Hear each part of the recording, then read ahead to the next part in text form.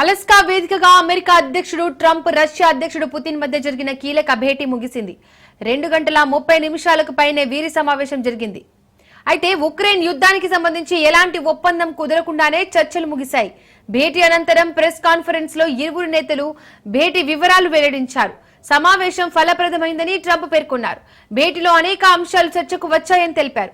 ఈ చర్చల్లో ఎంతో పురోగతి ఉందన్నారు. అయితే కొన్ని సమస్యలను పరిష్కరించుకోవాల్సి ఉందని వెల్లడించారు. తుది ఒప్పందం మాత్రం కుదరలేదన్నారు.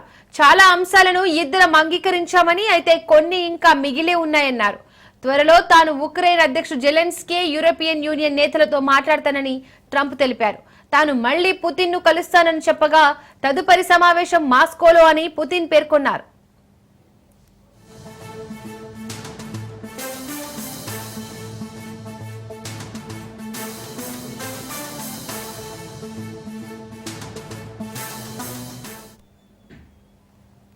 పుతిన్ మాట్లాడుతూ అలస్కా సమావేశం చాలా నిర్మాణాత్మకంగా జరిగిందన్నారు.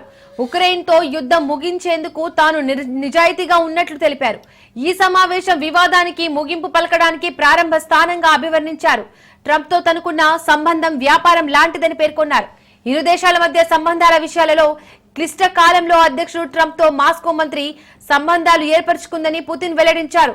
ట్రంప్ అధికారంలో ఉంటే ఉక్రెయిన్ తో రష్యాకు యుద్ధం వచ్చి ఉండేది కాదని పుతిన్ మరోమారు పేర్కొన్నారు.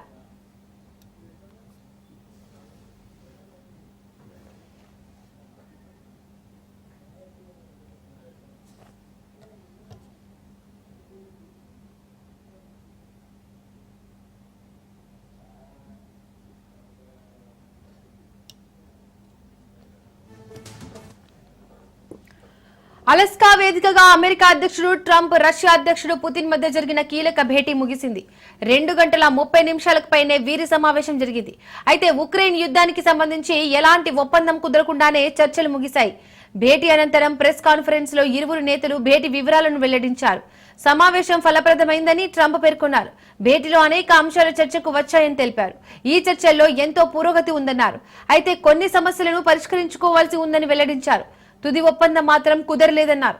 చాలా అంశాలను ఇద్దరం అంగీకరించామని, అయితే కొన్ని ఇంకా మిగిలే ఉన్నాయన్నారు. త్వరలో తాను ఉక్రెయిన్ అధ్యక్షుడు జెలెన్స్కీ, యూరోపియన్ యూనియన్ నేతలతో మాట్లాడతానని ట్రంప్ తెలిపారు.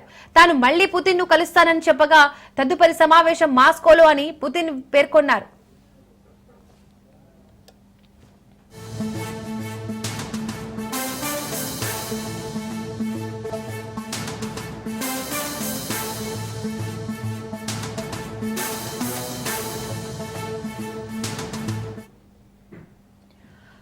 ఇక పుతిన్ మాట్లాడుతూ అలస్కా సమావేశం చాలా నిర్మాణాత్మకంగా జరిగిందన్నారు. ఉక్రెయిన్ తో యుద్ధం ముగించేందుకు తాను నిజాయితీగా ఉన్నట్లు తెలిపారు. ఈ సమావేశం వివాదానికి ముగింపు పలకడానికి ప్రారంభ స్థానంగా అభివర్ణించారు. ట్రంప్ తో తనకున్న సంబంధం వ్యాపారం లాంటిదని పేర్కొన్నారు.